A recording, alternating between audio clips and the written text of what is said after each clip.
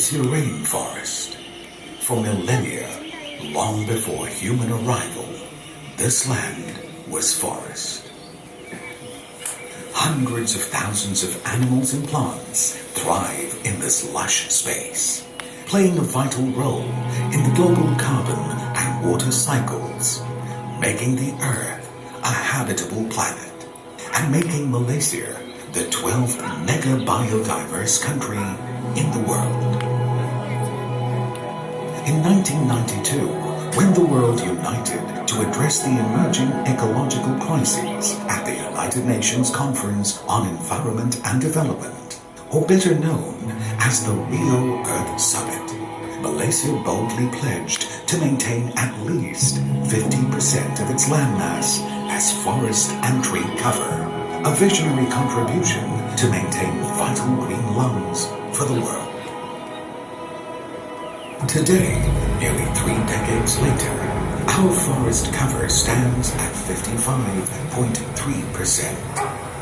We have kept our promise. This is a bold contribution by a young nation to halt biodiversity loss and reverse global warming, the 2 biggest environmental challenges of humankind, while it pursues, like every other nation, a better life for its people. How did we realize this vision? We set aside some forests as totally protected areas, and we adopted sustainable logging practices.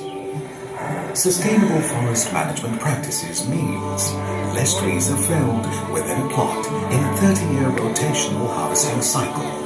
Logging is done in a careful manner to reduce damage on surrounding trees, vegetations, and rivers. Younger trees are left to grow as the forest regenerates.